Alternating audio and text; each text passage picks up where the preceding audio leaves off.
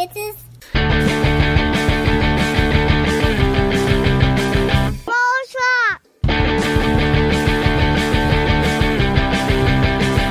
Broadcast. Hello and welcome to the broadcast with Amanda, Shandy, and Colleen. It's our spooktacular Broadsgiving show. Woo! My name is Colleen, aka Princess Leia. I maybe printed out and then colored it in with crayons myself. For myself that says a woman's place is in the Resistance. I love it. Originally an impeachment fairy, but then I never made it to the dollar store to get the fairy wings that I had previously seen there. So here we are. I love it. I am Amanda. I am dressed up as everyone's favorite hairstyle to hate of television this year. My good friend Jane's bangs from Big Little Lies, season 2. And I feel vindicated because they look great on you. So, you know. And I am Shandy, and I haven't dressed up in quite a few years. I didn't really have anything, and I didn't have any good ideas. And I even went to a store. I tried. And then it occurred to me that in a pinch, I can always just get some lipstick and be everyone's favorite Molly Ringwald. I love it. And the Breakfast Club. Love it. I love it. Yeah. That's clever. Yeah. Update for everybody. GarageBand still hasn't opened, and I restarted the computer like 10 minutes ago. So give it another 4 or 5 minutes. It should be good. Yeah. Well, we're going on the YouTube audio to start again, but sorry guys, I thought I heard upstairs. I think it was just a kid outside screaming. oh man, Or maybe It's a hard ghost. to tell. Maybe it's a ghost. Maybe it's the ghost of upstairs neighbor's past. there is nothing that I would want more for this live show than everybody here. Welcome to hear Amanda's neighbors going at. Also, Not a party until somebody's having sex. till someone's having sex. Yeah. Well, I think that it was like a two-timer last night, so they might be tired. Also, can we talk about your wine glass for a minute and how great it is with its little spider? So it's hard plastic, and my coworker got it last year in like some raffle bag thing that she won, and she's terrified of spiders. So she was like, "Does anybody want this?" And I was like, "I will totally take it." I love it. Rooftop bar hard plastic, and it's great. And Nice. This is only the second time. This might be the first time I'm ever using it, and I like it. I got a little of the champagne. Nice. It's festive. Nice. In the chat, JP says that I look like that woman who had that walk by role on HBO. And that thought did occur to me, but I literally don't have a polo shirt. So, You didn't get to keep your costume? nope. Sure didn't. Yeah. God, cheapskates. Yeah. Cheap. Anyway, I mean, I can't really imagine wearing a polo shirt anyway, so it's fine. Yeah, they're making a comeback. they are making a comeback. Well, flannel shirts are making a comeback. Flannel I'm fine with. Flannel has been back. I feel like I've been wearing flannel for a few years. Maybe it depends on the region and in the country in which you live. Okay, maybe. They've been back in New York for a while. Yeah. I feel like it never went out of style in Montana, so. That's fair. Legitimate. Yeah. I mean, it's warm. Yeah. Practical. Functional. Comes in an array of lovely colors. Yeah, sure does. Sure does. All right, fair enough. I mean, you know what? If I did have that polo from Big Little Lies, it was kind of like a salmon color. So I could have also said that I was dressing up as Scott. Oh. That was meant as a nice barb. Hopefully, No. taken as such. No, you would need to get a little sign like I had that had hashtag MAGA and. Just kidding. Looks like we have a little bit of a party going on in the chat. Speaking of, I see Mike is there, Ro is there, JP is there, Greg is there, Dennis is there. Welcome everybody. Thank you for joining us. Hey. We need to come up with like a hashtag or something because Broadsgiving doesn't look good. Yeah. Doesn't roll off the tongue. I was like, hey. All Hallows Broads. Oh, All Hallows Broads. I like that one. I wanted to tie it into the time warp somehow because we did that awesome thing on Greg's Facebook post. I saw that after the fact. I was really bummed I missed it. That was pretty great. I was like so gleeful at it. And then when, I managed to see it when it was like time for the time warp, I was like, yes. I think I missed this completely. So he wrote yesterday, it's astounding. And then Gott wrote, time is fleeting. And then Jessica quickly chimed in with madness takes its toll. And then some of his other friends, JP, Matt Loves TV, myself, we jump in and we just start, everybody types a line from Time Warp. And at one point he goes, I have absolutely no idea what's going on.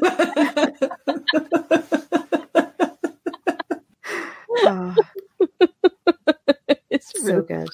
good. So good. This might be the first Halloween in a while that I haven't watched Rocky Horror. Oh, I know. I even went to a pumpkin patch this year. Both times we tried to go, it rained. And we haven't had rain in Raleigh in months. So it just happened to be the only 2 days we've had rain since like August. Oh my goodness. That's all right, though. That's all right. There's always next year. I didn't get to have my Halloween party either, but I'm having it now with you fine people. Yes. Hooray. So how's it going? Good. Pretty great. Nice. I have a story. It's a quick story. I had so glad that I wrote it down immediately after it happened because I forgot about it. And then when I opened my notebook today to like write down stuff for the show, I was like, oh my God, I forgot this happened. So I went geocaching after work on Thursday, and it was underneath a bridge, right? And the bridge starts on land and goes over like a small creek, but like I was underneath, obviously, by the land part. And clearly somebody is walking over me and they didn't know that I was there. And I hear.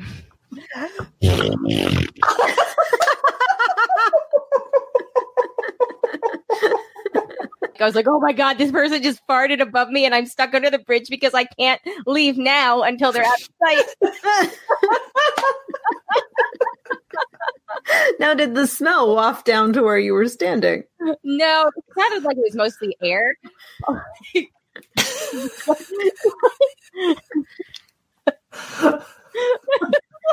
Don't laugh. It's so mean to laugh. They think they're alone.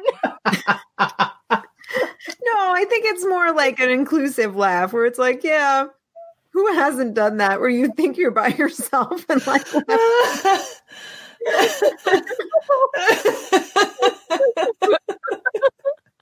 at first I was like, is that a dog? And there was no dog. No. Oh, that's great. It was really funny. I was like, all right, it's going to be a good weekend. Oh, that's awesome. Yeah, that's good. And I took Friday off and I went hiking and I saw a movie. I love to see shitty like action movies, as you know. And I went to see this movie and I thought it was an action movie. And then all the trailers were horror trailers. So I like Googled it real quick and it was totally a horror movie. And I was like, oh, I am not prepared for this. I was like, go get a beer or something. I thought that I was like, gonna sit back and enjoy it. Yeah, I ended up watching it, but I ended up watching it, like this for most of it. And at one point I was like, let me just check my email from work. Like I did a lot of that, like one eye on the screen thing. Cause I was not like mentally prepared, but it was okay. It was fun as far as horror movies go. It was a Countdown. It was an app that tells you when you're going to die. Oh God. Yeah. I don't know. Anyway, that's it with me. I'm cool. Running in the New York City Marathon this weekend. So I'm flying up on Saturday afternoon and coming back on Sunday afternoon, and we're gonna watch your run, and I'm very excited. So nice. That's very exciting. Yeah, it's a whirlwind weekend for you, though. Yeah, I'm okay with that. She's ready to be done, though. She's like, "This was a great experience, but I think I'm good. I'm glad to check it off my list." And one and done. She thinks. I don't know. Give her a couple of months. Yeah. When she stops running, she's going to be like, what is this free time that I have? Oh, like that. Oh, and Shandy, I went swimming. Nice. All right. Nice. So the pool's fixed, or did you just go somewhere else altogether? Pool. And that was how I ended up with the geocaching, was because it was I wanted to find that one under the bridge in specifically, and it was a 1/10 of a mile off of the trail behind that branch of the gym. So let me go swim, and then I'll just, shower and walk over there because it was nice out still that I could, have wet hair outside. And so that was fun. But I swam for 30 minutes, 27 laps. I think I got done. I don't know how long the pool is. I just counted 27 back, like forward and backwards. Nice. There's no signs in there that tell you like what it is. So I don't know. I remember somebody saying once that every quarter of a mile is like 9 per quarter of a mile. So I was like, well, let me see as far as I can get in 30 minutes. If I die, I die. And I almost died like a third lap. But oh dear, like I don't know, like muscle memory kicked in because like by the next lap, I was like, oh my god, the old lady that's doing her like aerobics by herself at the other end of the pool is probably going to look at me and be like, why is she swimming like that? She's got her own thing going on. I went swimming today during my lunch break. Ooh.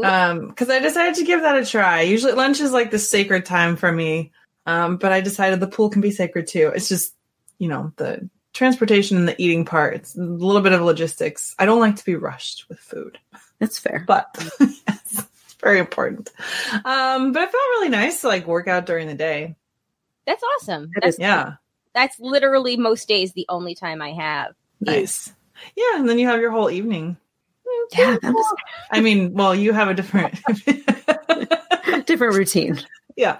But you don't have to try and fit it into your evening. Right. Exactly. And yet, like today, like I didn't sleep very well last night, so I was really tired today. So like I knew that if I saved it for that little amount of time between like getting off work and doing the podcast, I would just totally not go because I would have been too tired. So there you go. Got it in. Makes sense. Already. No. Good for you guys. I did not exercise today. I didn't either today. Okay. Well, Tuesday used to always be like a no exercise day for me because it's like I go to work early, I come home, I like maybe have time for dinner, and then we podcast, and then it's like dark, so there's just no time. But lunch. That's good. I feel like I need to do that, like reclaim your lunch thing, because I like work through lunch basically every day. God, no. Basically every day. Leave the building. I like, see, this is the thing, like, it's not like, I mean, I'm sort of like replacing one form of workout with another because I always walk home for lunch. And so like, that's, whatever, like total, maybe a half an hour walk, but I have to like leave the building, like go somewhere else, like, preferably home, but definitely somewhere else to come back fresh. Nice. Oh, that's nice. No, I'm just exhausted all day because I sit down at my desk, and if I don't go replenish my water or get up to pee or going to a meeting, I just don't look up until it's time to go home. Yeah. It's terrible. Yeah. You should take your lunch I need to break. reclaim my lunch. But then I'm going to be there later. So it's like there's also the turn on, like the sort of the catch-22.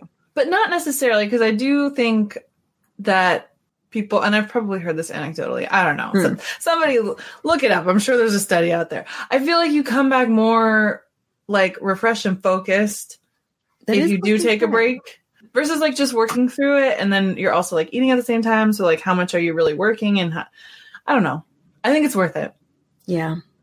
I do like more menial tasks, or like given what I do, sometimes my job is literally to watch TV sometimes. So sometimes I'll save some of that for while I'm eating lunch. So it kind of feels like I'm not working, but I am working. Yeah. Awesome. So we'll see. Yeah. Cool. Bangs are a lot of work, guys. Bangs are a lot of work, especially when you're trying to adjust them Why backwards. I don't have them anymore? Yeah, they're a lot of work. Even bad bangs are a lot of work. They still look great.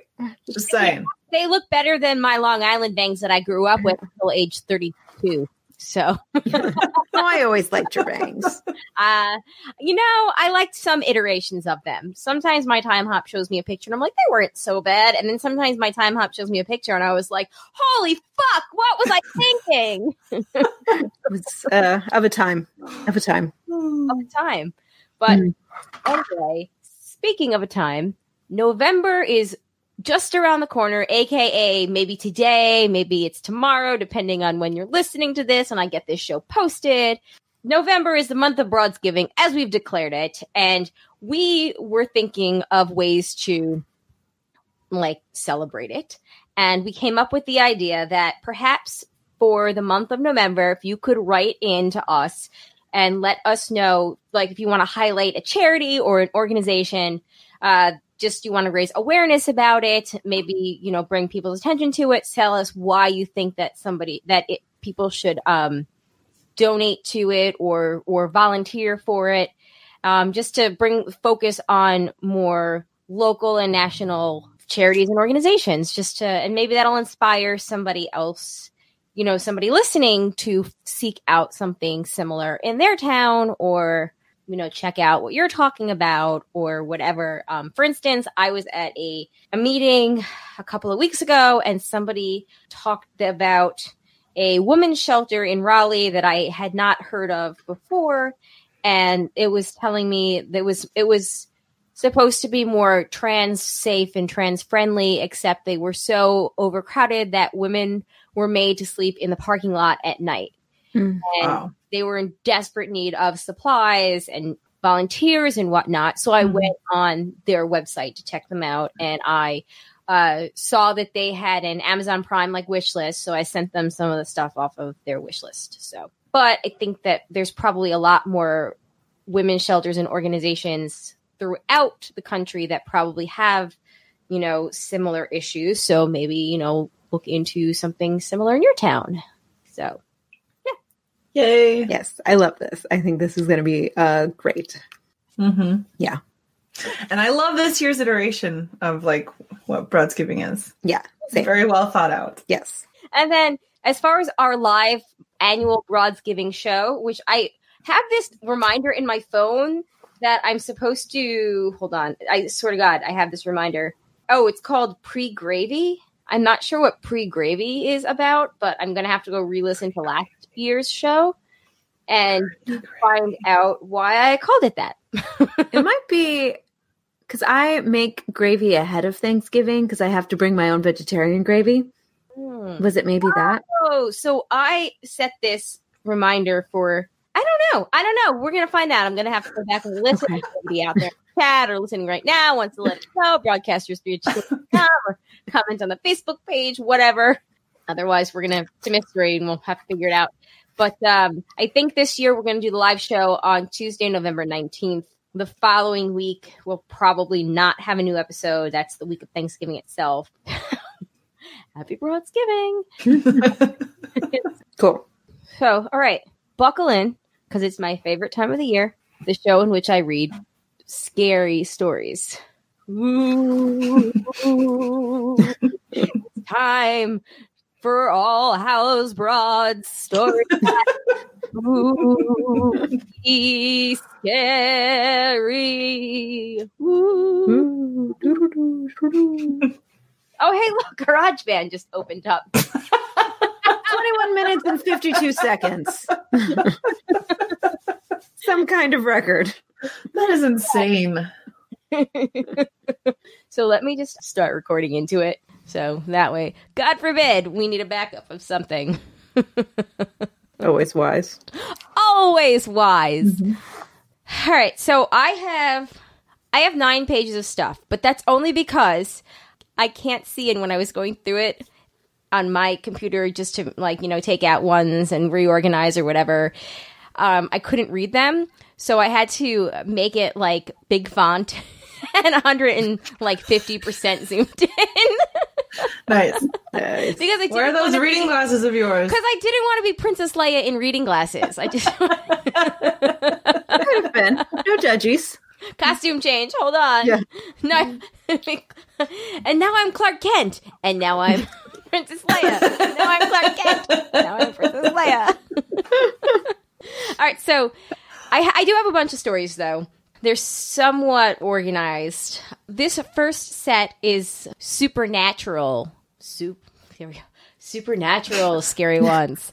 And this is from a Reddit thread. What is it? So I spent like 3 hours at work reading a lot of Reddit threads and Jezebel threads because Jezebel, the website, has like a scary stories competition every year. Oh. Yes. But all of theirs were super long. However, there was one that I took from it, but like they were all super long. Okay, anyway, these first ones are from the Reddit thread, or ask, what is a paranormal, creepy, or unexplainable thing that has happened to you? And these are, I go from scary to friendly ghosts because I didn't want to leave everybody on like a... Oh, that was thoughtful. Okay. You're welcome. So... This first story is the only one in which I accidentally deleted the user who wrote it, but I do credit everybody else. I used to take walks. I used to take walks in the woods of Appalachia quite a bit when I was younger.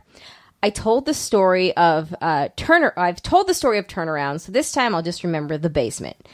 I guess this person tells stories all the time, whatever. I came across a really old clapboard house. It was so old and decrepit that the floors had fallen in, and only parts of the outside walls and some of the chimneys still stood. I looked around for a minute, and then a thought pops into my head.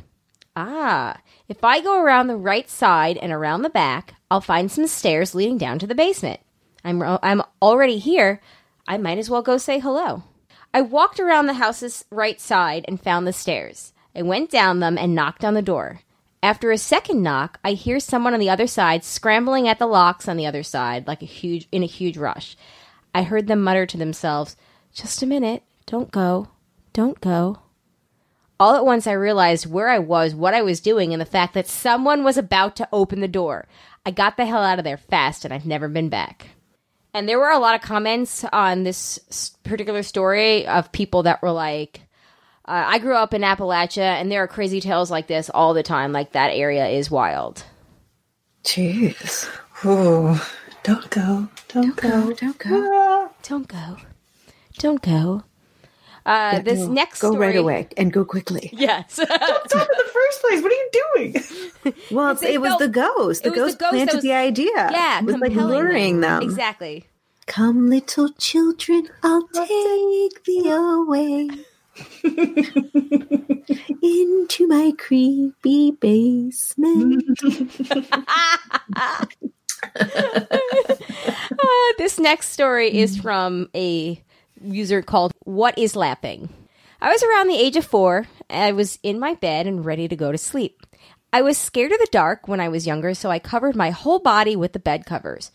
I started to get hot, and I put my right hand out, and a hand that felt really bony slightly moved down my hand, and I pulled my hand back in under the covers. I stayed still for about a minute, just listening till I had the confidence to look, but I saw nothing. Then 2 years later, the skeleton of a body from the 1900s was found in the wall of my house. Luckily, we were just renting.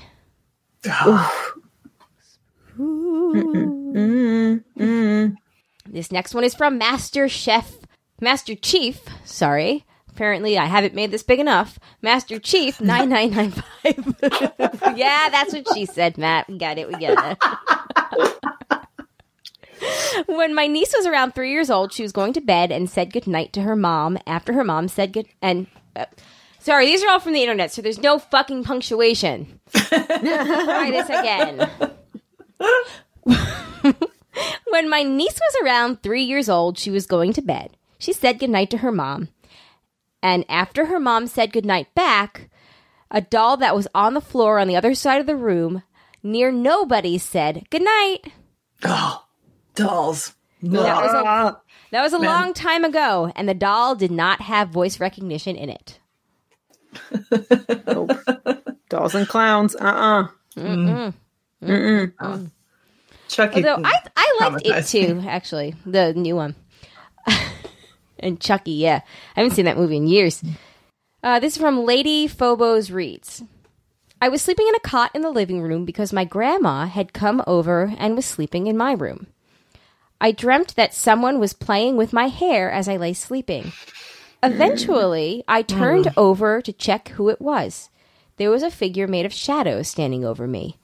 Once they noticed I was awake, they turned and drifted away into my bedroom where Grandma was sleeping. When I spoke to my mom the next morning, she told me that she had dreamt a shadowy figure was standing at the foot of her bed watching her for what felt like hours. Finally, it drifted out of her room and towards the living room. I didn't tell her about my dream because it would have freaked her the fuck out. It definitely freaked me out. Dude, I'm gonna have nightmares tonight. Oh no, don't worry. We're ending on the positive ones. Or at least one positive one. This next one is a nice one, actually. Look, I even put a note in italics. This is a nice one because I knew. Oh. This is from Al Fatman. When my grandfather died, I received a few of his belongings, mostly his sports stuff, considering that we support the same team. But I also got his bedside lamp. It's a touch lamp and fairly old, so it sits on my desk to keep it safe. Ever since I got it, it would randomly turn on. Middle of the night, no one near it. Entering the room to see it on was a common thing. The weirdest of all being when I was explaining to my parents about it, it just turned itself on to the highest setting. To do that, it needs to be touched 3 times. You know, like click, click, click.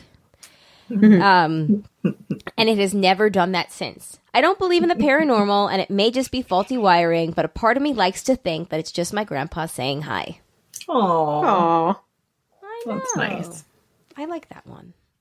That one is nice. After my grandfather died, so after I moved here, I go home and visit, and then when I would leave, my grandpa would give me $20 to just here's the 20, go take care of yourself. And after I got home the day that he died, I opened my wallet, and there was a $20 bill in there that I don't remember putting in there. Oh, I love that. So I still think that was from him. And my mom has some crazy stories. My mom and my grandma both had a dream. So my mom had a dream that my grandpa was in her dream and said something like, and she was like, "Hi, Dad, what are you doing?" And he was like, "Oh, I just came to check the house." And she called my grandma the next morning, and my grandma told her before she could tell her this dream that she had a dream that my grandpa was walking around downstairs in the house. Wow. Isn't that crazy? And they had that dream. They had those 2 dreams the same night. Oh my God. There's so much of the universe that we can't even possibly begin to understand. And I don't think we're supposed to. Yeah. Sherry asked if I've seen the ghost at Jack's house. I have not, but I really want to. They have a ghost? He has a ghost. He's convinced he has a ghost. He thinks he had it on video on the Nest Ring Cam thingy-majiggy, and that video got deleted by somehow. Whoa. But he swears. Ghost is camera shy. He swears like that. He woke up and he texted everybody out and told everybody about it. And he swears. And he went back to watch it and it was gone. And he was like, "No, I know this happened. I know it happened." So, yeah. Crazy. Wow. Mm-hmm. Spooky. Okay, these next ones are kind of a mixture. This one is spooky, but I think this might be the last of the spooky. No, there's 2 more spooky ones, and then we get into just fucking scary. So, okay. And these next set are from a Reddit thread, an Ask Reddit thread, and this is the title of the thread. Reddit, get your shit together. We're halfway through October, and there has yet to be any epic, creepy story threads. So until that happens, what are your creepiest, spookiest, most inexplicable, supernatural / horrifying life experiences? I love that title. I kind of forgot it was a title. Yeah, it's fantastic. All right. This is from somebody named Uncle Coyote. It's a ghost! Whose ghost is that? It's a ghost party. Is that yours, Shandy or Amanda? Oh, darn. I was hoping that Amanda's neighbors were having a party. No, they're moving furniture right now. Oh, I can feel things like drawers and things. Well, that sounds like a euphemism for the start of a porno. Yeah. Not even a euphemism. It just sounds like a start of a porno. Please, can you help me move my drawer? It's just overly stuffed. I can't get it to shut. There's too much in it. Yeah, I'm trying to push with my legs and my back, but I just can't. And I need a little bit of help. Can you just support me from behind?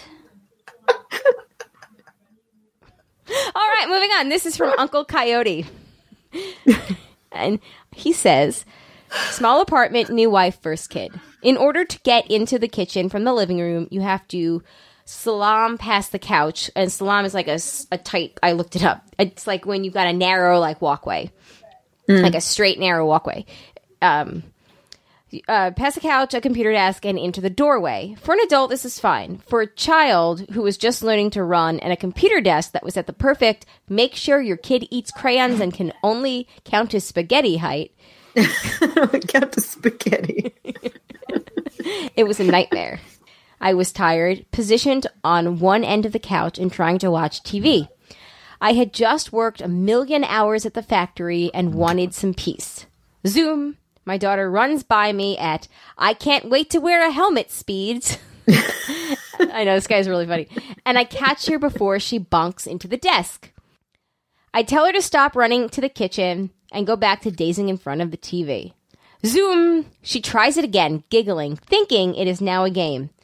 I'm tired, I'm cranky, and now I'm trying to keep a kid from making sure her only college choice is burger. And my wife watches TV on the other end of the couch. I turn her around, yell at her more sternly, and repeat this game about 3 more times. Then, half asleep, I watch in horror as a little blonde head zooms past me and into the kitchen. I lose my shit, jump up yelling, and stomp into the kitchen just in time to see the cupboard under the sink close. What in the hell are you doing? I yell. What? What in the hell was that? My wife asks behind me, wide-eyed and pale, my young daughter asleep in her arms. We never, ever looked, and we moved soon after. Ah, my God. It was a troll. Or a fairy or something. Yeah. Or a doll. Or a doll. Creepy doll that lives under the sink. Oh. Speaking of dolls, this is the last of the creepy ones. It's from Simple Flare On. I went to Argentina a few years ago to see my mom's side of the family. I had tons of fun in Argentina, except for when I had to sleep at night. The guest room was right next to the storage room, which had the strange, creepy doll that my mom got as a kid. I knew something was off about it. Fast forward to about 2:30 a.m., and I hear this loud thump in the storage room. Another thump follows. This threw me and my mom awake, and we went to see what was going on. The doll had somehow gotten out of the chair and hit the door. I couldn't sleep for the rest of the night. All right, so these next ones are actually real life, like actual real life, just scary shit that can happen. So, Okay. Like real stuff that can happen to you. Yes.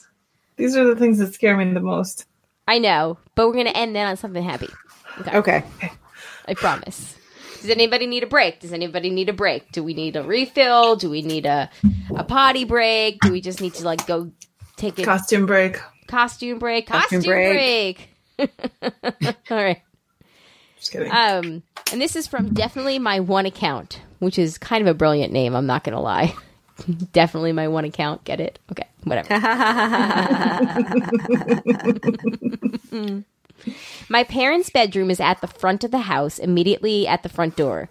My mom goes out maybe once a year, and this one night she came in at maybe 2 a.m. for her after her annual girls' night. She took off her shoes and headed upstairs to say goodnight to me and my siblings. My dad usually sleeps like a log, but for some unexplained reason, he was aware that the front door opened for a second time. It took him a few seconds to make it to the front door, and my mom was halfway up the stairs, but a random man was standing inside the house. Seeing my dad's shocked face, he said, "The house a couple doors down is being robbed. I was trying to tell someone," and then ran outside and down the street. The chances that this man happened to catch my mom on the rare occasion she went out, and on the basically unheard of occasion that she didn't lock the door behind her, and that my dad manages to wake up and protect the family. I've screamed bloody murder and he hasn't stirred. I can't imagine what would have happened. And my mom might not have made it halfway up the driveway, or we could have all been in danger. So that's terrifying, because clearly that dude was like, the burglar. Because there's a couple of follow-up stories. Somebody said that I had a similar situation happen a few years ago. I work a night shift. My ex was asleep. We had a couple of knocks, assumed it was her brother trying to get in. After a couple of minutes, we heard the back door get kicked in. I woke up still in a daze, and there was a guy in my hallway. He had the same story. Someone was trying to break in, and I was trying to scare them off. It was only after he ran off that we put 2 and 2 together. We're lucky he wasn't armed. And then, so apparently that's a thing. Mm-hmm. But I know, right? This is actually kind of funny, this next reply, and I included it because it's levity. Gravity? Levity? Okay, levity. My parents have a similar story from when I was a baby. My dad worked for a security computer company right out of college, and he had just come home from a long shift to my mom and an then infant me at 6 a.m. My mom had me in her arms. She went out to the front door to get the newspaper while my dad took his clothes off and just fell asleep on the bed. While laying there, he heard the back door of their apartment open and close. He walked out of the bedroom totally naked to catch a random guy in the kitchen. My dad is 6'4", a former college football player, and he realized what was up and just yelled, "Fuck you!" at the guy. My mom was just coming back in with me, and the newspaper heard this, thought he was yelling at her, so she came in to find out what was up, only to see my dad nakedly chasing a man out the back door. That one's pretty good. In the chat, Sherry says, my daughter overheard our upstairs neighbors when she was 2. She told me one morning that she thought there were ghosts in her room. I asked what it sounded like, and she said, ooh, ooh. It was all I could do not to laugh. I told her it was just our neighbors upstairs playing a game. And JP wanted to know, what game did you tell her they were playing? Oh, that's nice. You must have had the same neighbors as I have. I think that's what we're getting at. They get around. In more ways than one. Are they hiding? Are they playing Find the Pickle? Right. They're playing the quiet game, but they're very bad at it. Yeah. Oh my god.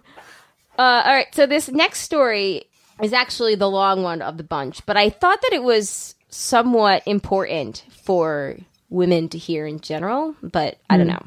Okay. And then I promise the one after this is a cool, like, spirit one that is not a scary one. And the one after that is fun, and then we're done. Okay.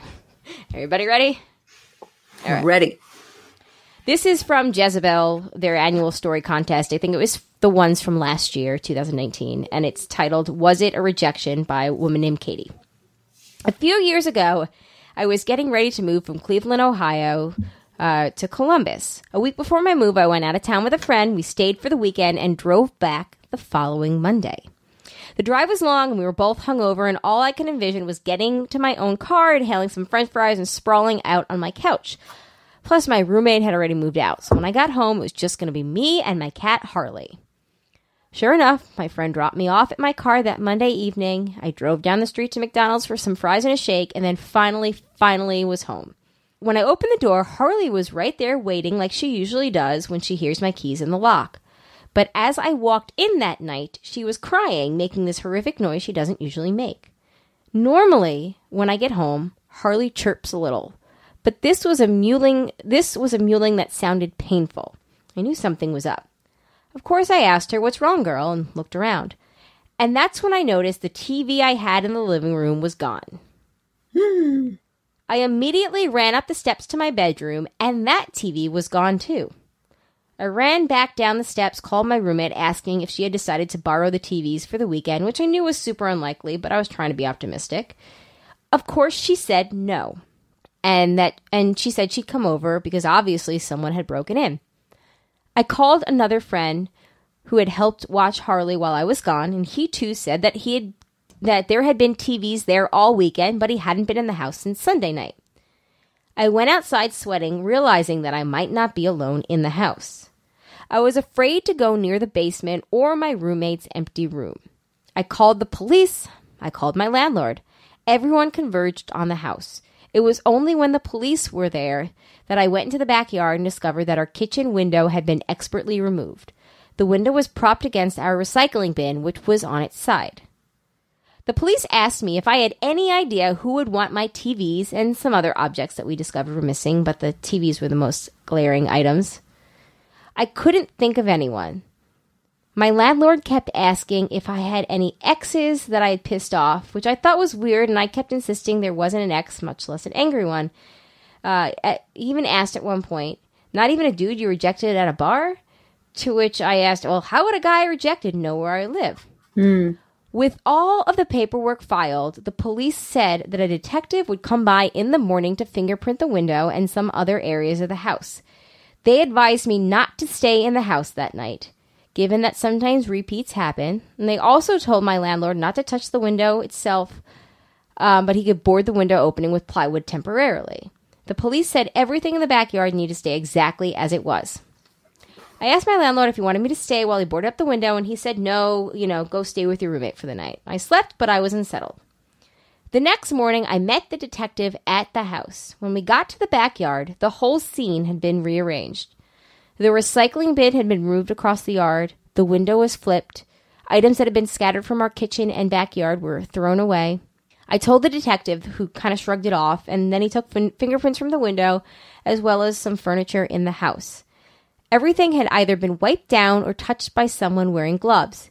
He couldn't get any evidence from anything in the house or what was left in the backyard. After he called, I called the police department again, as I was still concerned that the scene had been rearranged.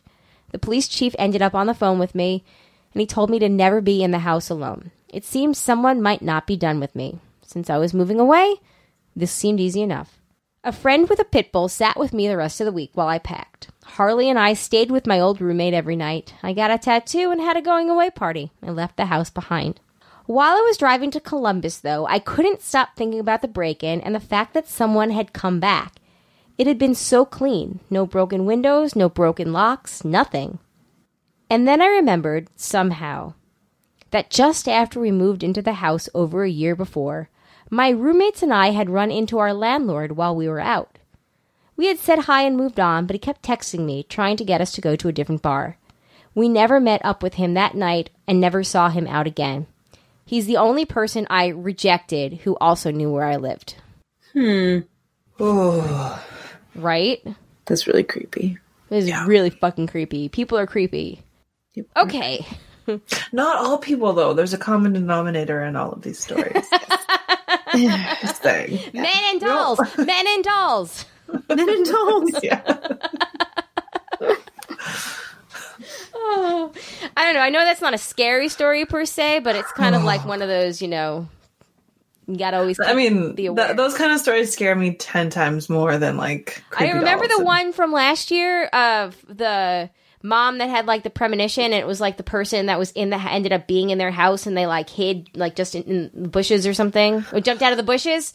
Yes, I told this story last year. I think I tried to block it from Yeah, I don't remember that at all. Yes, the mom saved them from a guy in the bushes with a knife because she had this, like, weird, like, premonition and, like, refused to go up to the house. Oh my God. We definitely talked about this on the last All Hallows Broad show. All right, finish up 2 more, then we're done. Everybody. All right, this is back to Reddit, the one with a long, fun name. This is from Valiant Acquaintances. I will preface this by saying I am not a spiritual person. I don't believe in an afterlife or past lives or souls or anything. This experience, however, was weirdly vivid, and I still think about it despite it happening years ago. I had a dream some time ago where I died. I don't remember how, but that's not the part that stood out to me. I ended up in this purgatory/waiting room type of place, think a dentist's office, like the good places. There was a lot of white. I remember one of the receptionists trying to sort me into heaven or hell, but I kept trying to tell her that this was some kind of mistake and I shouldn't be there. I explained that I couldn't be dead because my mother, who was going back to school at the time, would miss me and all of her efforts to improve our life would have been for nothing. She sent me away to try to cope. I don't remember much of the middle of the dream, but I do remember before I woke up, the same receptionist lady placed her hand on my shoulder and said, "Don't let your mother's hard work go to waste." I woke up immediately after that. Oh. No. Now, that story I wasn't going to include until I read responses. This one is from a Barney's Little Cum Slut.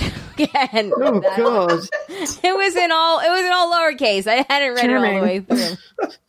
Yeah, no, it's Reddit, okay? There's a lot of... Anyway, charming little ...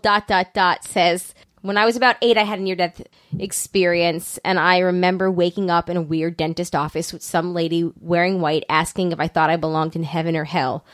I was out for a few minutes before I came back, but when I woke up, I was on the cement next to the pool, and a lifeguard had pulled me out of the water. Oh, wow. So this person had a dentist office kind of experience. Somebody called Lord of the Jernanook said, "That's so weird. My wife had almost the exact same dream, dentist office, waiting room, and all. She tried to force herself back in her body. The receptionist told her that she was welcome to try, but, eventually they'd placed her in heaven or hell. She struggled, but eventually woke up, and last words she heard were the woman saying good luck." And then another person, a little Tatey bear, said, "I have a dream similar to this, where I wake up in an office/white space.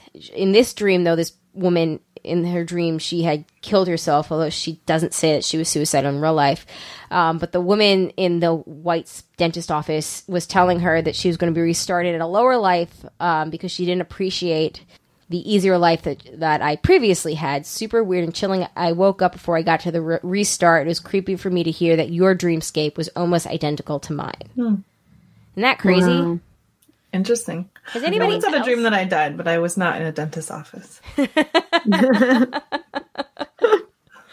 But it was a pretty crazy sort of like out-of-body experience. Really? Tell us about. Do you remember anything? Yeah. Yeah. I was like in college and I had a dream that I died and like there were people around me and they were all kind of freaking out. And so like I left my body and I was like looking, kind of like floating in the air, like looking down at my physical body, and everyone was freaking out. And it was like, I just wanted to tell them like, it's okay. Like nothing hurts. Like it's fine. Like it's really okay.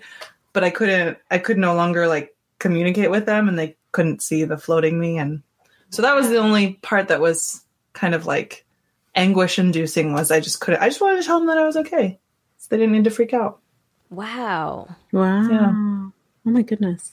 I've had other dreams, but nothing like that. When I was pregnant with Zach, I used to have dreams of a little boy, and then Zachary at like a year and a half, like looked exactly like the little boy in my dreams. Wow. Mm-hmm.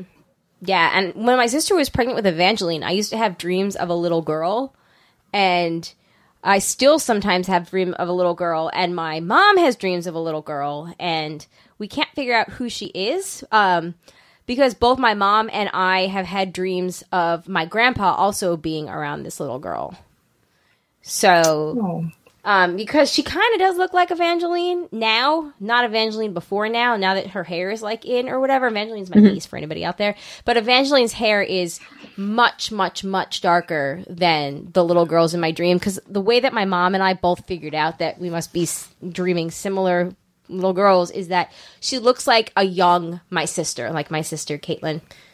She looks like my sister did at 2 or 3 years old. So, well, maybe there's one more McAllister grandchild in the works. Probably Christie's. Because I think Caitlin and I probably are done. But anyway, yeah, I don't know. It's just whatever. Or maybe there's a little girl in like my grandpa's past, or, in my family's history somehow that, my grandpa found. And I don't know. It's just all whatever. I like that kind of stuff. I know. Me too. All right. Last one. And then we're going to move on. And this is from Rhinosaurus24. I used to work as a nighttime security guard, and my shift was 7 p.m. to 3 a.m. It was a very easy job. It was for a town beach/park, and all I need to do is lock up the gate and scare away the usual kid or two that would try to sneak into the park to drink or smoke. My usual night was spent just reading, this was days before smartphone, in my car as my car faced the entranceway to the park. This was 99% effective at scaring off anyone who wanted to enter. One night I brought a sandwich to eat and I guess it didn't sit well with me because I had to run to the bathroom, which was very old and very and usually dirty. In the middle of the night, it was very loud in there. Then any noise seemed to echo forever. As I'm honking along in there, I started to hear something. Mom? What the fuck? Mom? Again, I'm alone here. It's pretty far away from anyone's houses, so it's not likely that a kid got lost coming out here. Plus, it's like 2 a.m., but I keep hearing it. Mom?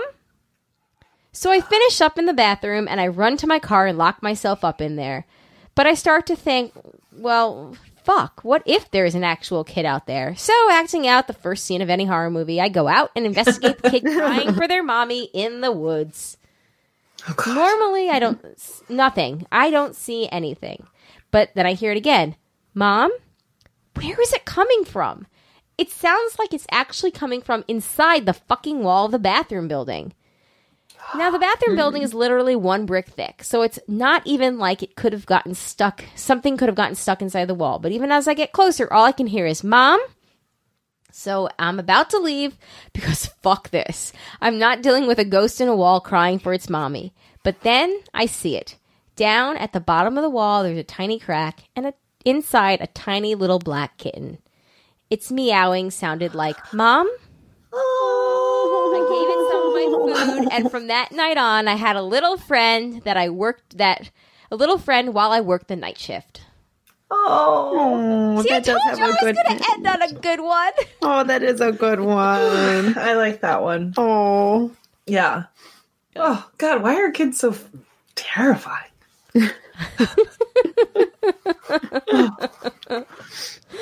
Oh, good times. Good times. All right, that's what we had to say. I know that took a little while, but I hope everybody enjoyed it. It was a good half hour, but hopefully. Come on, I know there weren't as good as last year's. Last year's stories were a little bit better, but I feel like, I don't know. I feel like this year's stories can lend to discussion. So if you have anything to say, let's keep it going. The broadcasters3@gmail.com or give us a call, 331-276-2373. All right, that's what we had to say. I think it's time for me to stop talking and for the facey back. Let's hear what everybody else had to say on this fine All Hallows Broad. All Broads Eve? No, All Hallows Broad. Okay. All Hallows Broad. Ro had a picture for Shandy and said, let's just hope the nylons don't run. And the picture was me, wears a dress with pockets. Person, I like your dress. Me, thanks, it has pockets. Dresses with pockets are the best. Oh, they are so good. Dude, I was once in a wedding and the bride got us dresses specifically that had pockets. Oh, bless her. And her wedding dress also had pockets. That's amazing. Best wedding ever. Yep. Yeah. Dennis said, had to chime in here about getting cold after eating. It may be different for different people, but we definitely get cold after eating. It has been that way for as long as we can remember, and when we were working, many people had some type of long-sleeve shirt to put on when returning to work. The reasoning was that the blood was redirected from your extremities to your stomach for digestion. Wow, okay. That sounds familiar. I feel like I've heard that before. Yeah. I don't know if it's... I'm not a doctor. I can't confirm or deny if it's true, but I have heard that before, that like the blood goes to helps you digest. Makes sense. Sherry said, this was a great episode. Colleen, I love the podcast you recommend. Serial is amazing, and I'm enjoying In the Dark as well. Keep making the recommendations. Hashtag Colleen is my influencer. This is my favorite comment that we've ever gotten.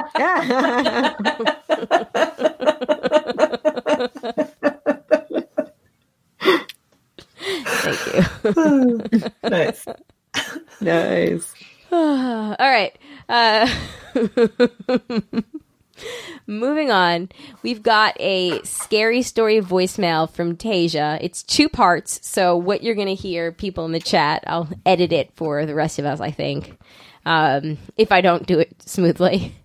You're going to hear part 1, it'll stop, and then I'm going to quickly load up part 2. So, all right, here we go.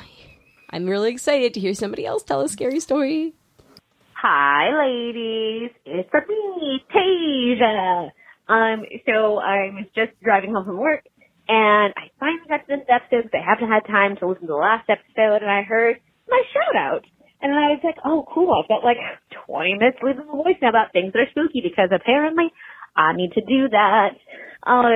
So as Shandy knows, I am like a connoisseur of all things spooky and creepy. It's like my jam, like back in high school. I would spend hours on Crime Library reading about serial killers because I am that kid. Anyway, Same. So I guess I'll tell you like my one weird, creepy, haunted experience that I've had that I think is the closest thing I've had to like a real ghost experience. And like side note, if it's in like driving distance, I know it's haunted.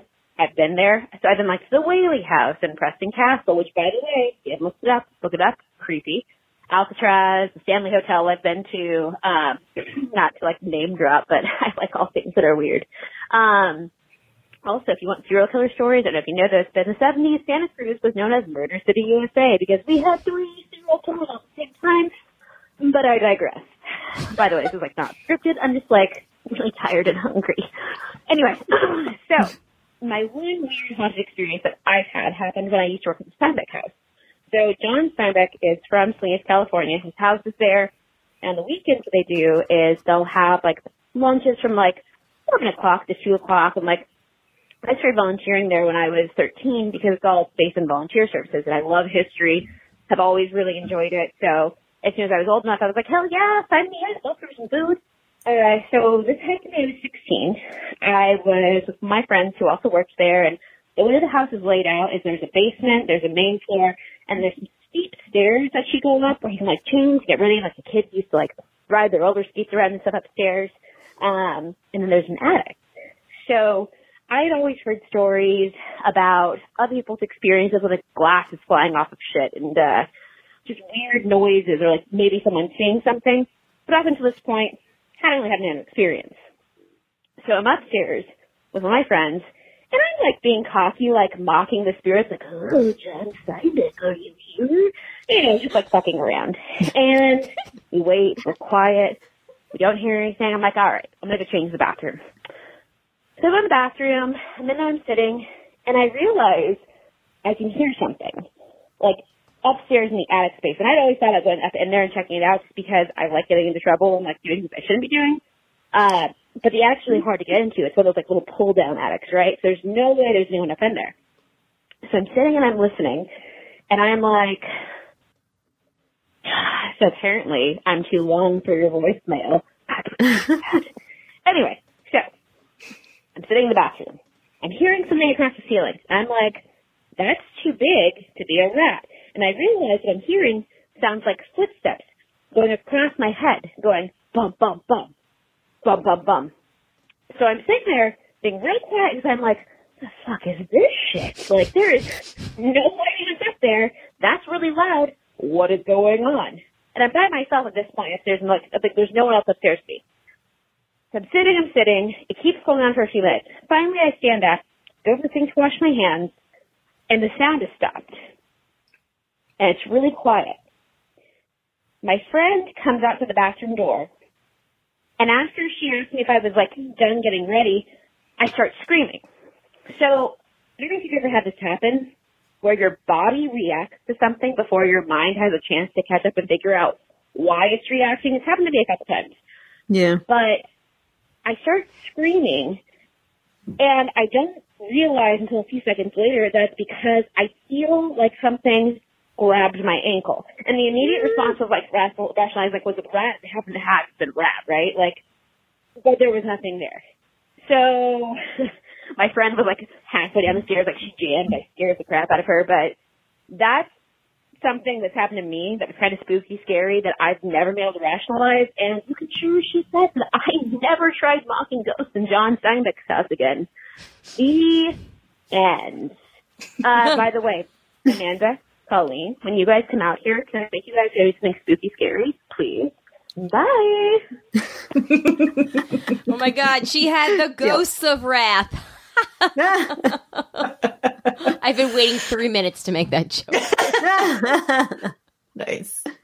Yeah, so last year when she and I went to the Rupi Kaur show in San Francisco together, when we were driving back, and it was like pretty late, you know, like 11 o'clock or something, like dark, and we're driving back from San Francisco, and she's like telling me all about like all of the different serial killers in Santa Cruz and like all of these different stories. And I had, at one point I had to be like, Tasia, I need you to stop because I'm really fucking freaked out and I'm not going to sleep tonight. Oh my God. Tasia's story though reminded me of something else that's happened to me. I went for a walk on Saturday and I went to a different part of the Raleigh Greenway trail, and I was exploring like a little side trail. Like it was a side trail. It wasn't part of the main trail, but it was not like, you know, part of the main trail. I don't know if it had been like, was it like a purpose side trail or something that like, you know, had just been eroded away because people walked to like, you know, see the stuff at the end of it like over time. Anyway, I'm sitting there and I'm checking my phone to see like, oh, what landmarks are I near? And as I look up after maybe about 30 seconds, I feel like something like touched me on my back like this. And I was just like, what the fuck is that? And I swear to God, so I said a Hail Mary because I'm, you know, still me. And like, I was like, nope, whoever you are not allowed here. You are not allowed with me. And then I went back to the main trail and kept going. But yeah, that totally happened to me on Saturday. Oh, God. Oh. Oof. Yeah. I also have another story like that, but I'll save that for another day. But it directly involves this weird feeling that I had in 2016 before like my life got really shitty, and I look back and I still think that like something had like attached itself to like my house, but whatever. We could talk about that another day because I actually have that will take, we're at an hour and we want to wrap this up, so oh yeah. Did I ever tell you guys the clown story and the ping pong table? Oh, no, but please do. It's a quick one. It's a quick one. That's okay. Remember, we can go to like an hour and 20. We're good. Okay. Keep going. Okay. So I used to counsel at a theater summer camp. And in the winters, we would do like a reunion with the kids where we'd all do a weekend and we'd like put the show back together for like their parents and stuff. And it was really cool. But the counselors would always stay at the same people's house every year. And this one year that we were staying there, we would always stay like in their sort of like rec room basement. And it's sort of L-shaped. And where like I had kind of set up my sleeping bag was like next to like a tied up ping pong table that was up against the wall. And sort of next to that, there were some shelves. And at the top of the shelf were these kind of like creepy porcelain clown dolls. Oh God. Which I made fun of because they were creepy. And when I get uncomfortable, I just make awkward comments. Cut to the middle of the night. I'm just sleeping, minding my own business. Oh my God. And all of a sudden I hear like this noise, and I open my eyes, and the ping pong table had like broken free from its bindings and had like opened up over me. Whoa. So I open my eyes and I am inches away from like the beam underneath the table that connects the pieces. And the funny thing is that I was lying on my back. I was sleeping on my back, which I never do. So the legs of the table fell exactly along the sides of my body. Like if I had been in any other position, I would have gotten seriously hurt. And so I make a noise, like I open my eyes and I gasp. I'm like, which wakes up the person next to me that opens their eyes, look over, and they gasp. And then it becomes like popcorn across the room. People are like, what? Huh? Ew. It's like someone wakes up, they're like, guys, why are you being so loud? Oh my God. So, and like, I have to like push myself out from under the table to get free. And to this day, I swear it was because I made fun of the clowns. The clowns, see, you know, they were testing me. They were like, this time, but next time, you're not going to be so lucky. Or maybe they were, and you had somebody there to protect you to make sure that you were. Maybe. I think you had somebody there with you. Don't fuck with the clowns. Don't fuck with the clowns. Don't fuck with the clowns. Oh my God. Yeah. Okay. Yeah. I'm going to need some extra ASMR tonight. But then it ended up being a cat. Then it was a cat. Meow. Whew. All right. We got 2 more pieces of listener feedback. The next one is actually going to be our Andy update because we have something else to end on for this week. So we're switching it up a little bit. Woo! Ooh, spooky. Okay. So Andy writes in, "Hey Broads, it was fun listening to last week's episode, knowing the unplanned Armando callback was coming." And that's what she said. 2 weeks and ago, yeah. So this is 2 weeks ago. Although before we get all Team Universe, the broadcast was my joke, so me bringing it back isn't too much of a stretch. Okay. Happy 150th show. Seems like yesterday this started, and of course milestones like this make us take stock of how things have changed. Some of the changes are big, like Alex, and some changes are not as significant, as we've seen in the 106 episodes since I first wrote. Of course, it isn't exactly where I wanted to be, but that is life sometimes. Hopefully it won't take another 150 episodes before I find someone. Anyway, I went to a wedding of another friend of mine recently. It was a lovely ceremony and weekend. Really couldn't ask for anything better. Of course, they talked about the couple and their story. They met on one of those dating sites I frequented with less success. As you can guess, they talked about how they knew right away that they were the one, and it had me thinking of how we tell stories of our lives. Yes, Andy, that's exactly what I was thinking as I was reading this. I don't have that kind of story, so I've always wondered when that story would happen to me. Not to take anything away from the happy couple, of course, but stories like these you hear at weddings, engagement parties, Facebook posts, are told after the fact. We love stories. It helps manage a world filled with chaos. Obviously, if you made it to getting married, your relationship was something special. Hopefully. Not always. Maybe you feel that way about someone else in the past, or maybe you felt that way about someone else in the past, and then that relationship goes south for whatever reason. So you discard that story as a story of true love because it clearly wasn't, or maybe it's refashioned into an important lesson that made you ready for the relationship that works. The way we tell stories involves a lot of cherry picking. But to do so, we have to have cherries to pick. We need some time and hindsight to see these moments as the ones that develop into the moments that form our lives, both as individuals and with our relationships with other people. So I should keep that in mind as I put myself out there and meet new women, not to get too fixated on who she will be for me and just focus on who she is now and take it from there. She may be just a random person I encounter in my day. She could be a friend, maybe she could be my first, and maybe she could be something more. And besides, instantly behaving like you would at your wedding toast on your first date is crazy. Also, yeah, I realize after proofreading this, I included a line about cherries in my letter about being a virgin. Well, I'm keeping it in because I'm super last minute getting this in, and getting it in late is kind of a thing for me. Hashtag I'm with hers 150 episodes and counting, Andy. Oh, yeah.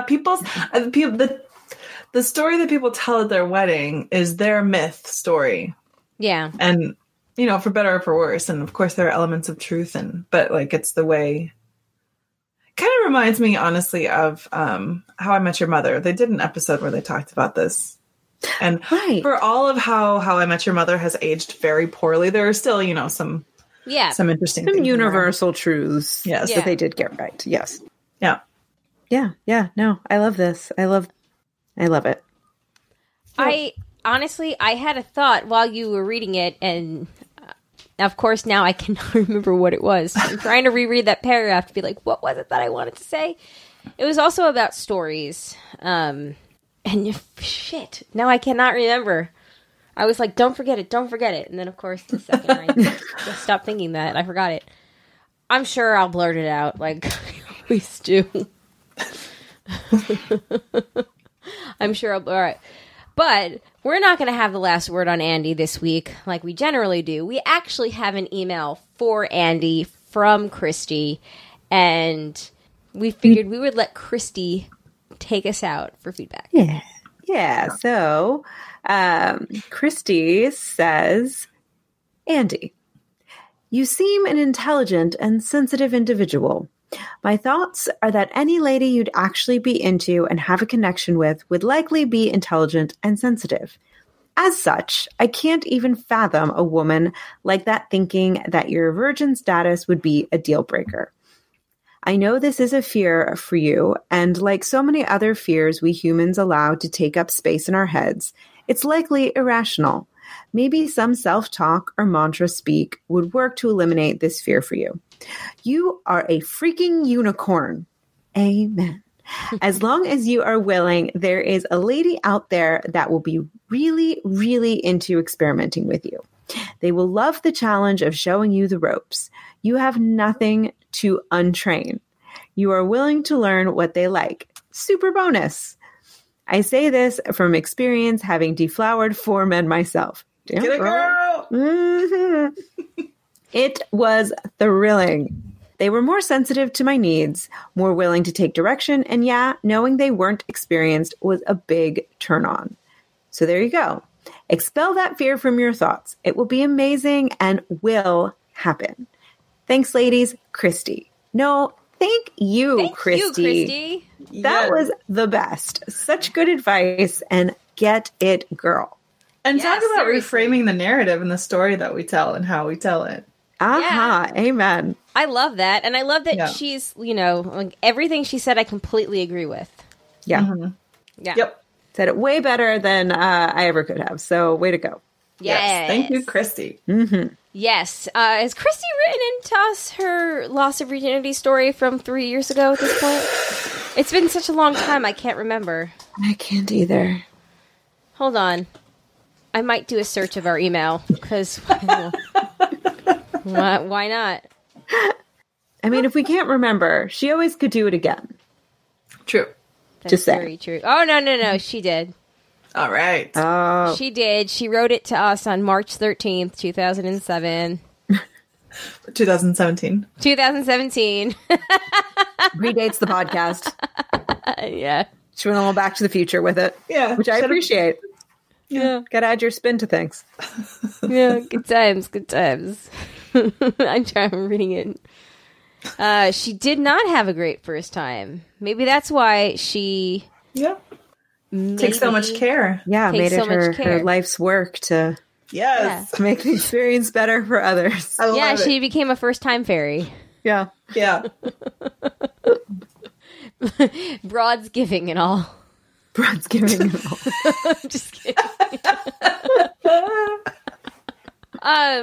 In the chat, JP said there is a little creepy doll at my parents' house, that shore house, that I love moving around the house when people don't expect it. Oh, that's mean. Yes, but as long as he's telling us that he's the one moving it, I'm okay with that. Yeah. Yes. I can handle that. At some point, Mike had asked about. He said that the proof that there's no ghosts is that you always just hear about like old like Civil War and Victorian era ghost stories, which I think we had a good variety tonight. But Right. I don't agree with that statement. He I said, think why that are there I've no- heard modern ghost stories. why are there no ghosts at a disco? And I Googled ghost stories from a disco, and in 1991, some dude named Sergio something Russian opened an ozone disco. And this disco was haunted. It's all ghost stories from the ozone disco. People passing beside the lonely disco saw spooky figures watching them from broken windows. Whispers come from the cursed house. In the night, I skipped the whole story of how it got, like, from, he bought it and had the disco, and then 5 years later it was empty. I'm sure somebody died there. But, like, people saw, oh, there was a fire or something, and the Fire at the disco? Fire. Disco Inferno, burn, baby, burn. Okay, this is in such poor taste. Amanda, you just told the story about making fun of the clowns and then almost dying. Yeah, I live life dangerously. You are wearing Jane's bangs. I am wearing Jane's bangs. Nothing can hurt me from behind this fringe. Next year, if you want to repurpose that costume, you could be Jane's bangs, and I will make you an airplane costume. Yeah. That's true. I should have taken it one step further. Just worn like a... No, you could have just gotten a toy airplane and literally put the picture for it. Then I wouldn't be able to see you guys.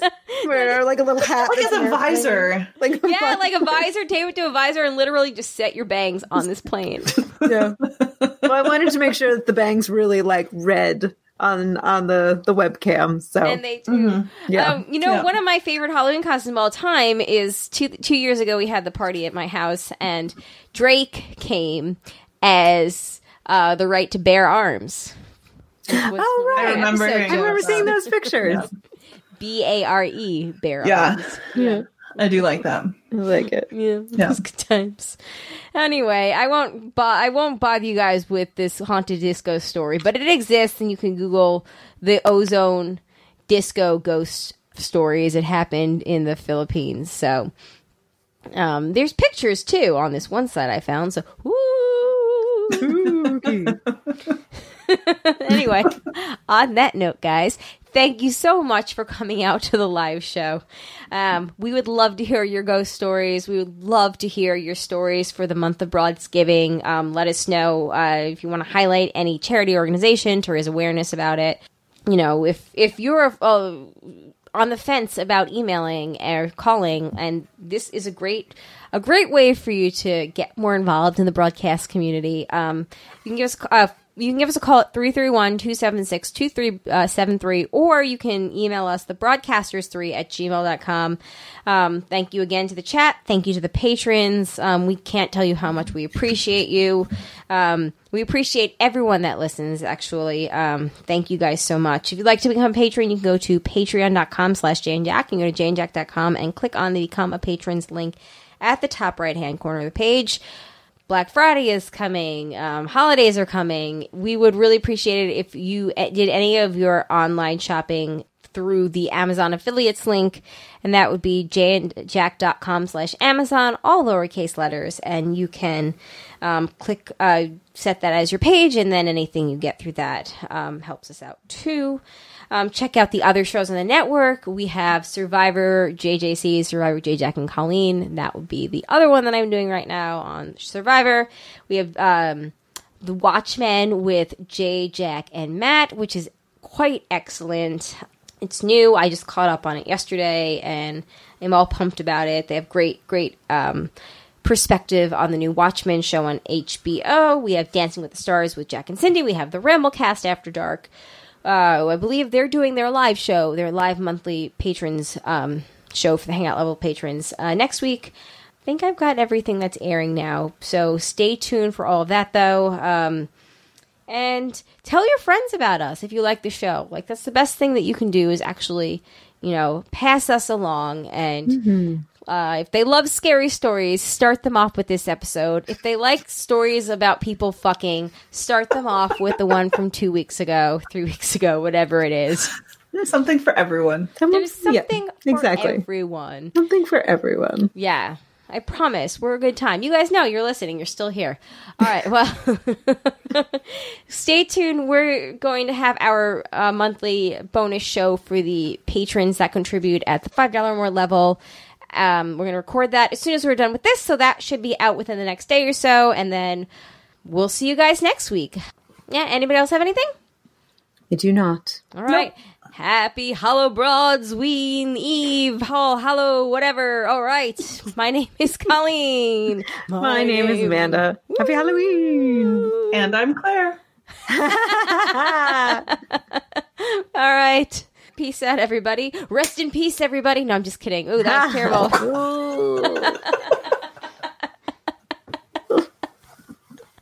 In the dentist office. Come back. Oh, God. Yeah. Ooh.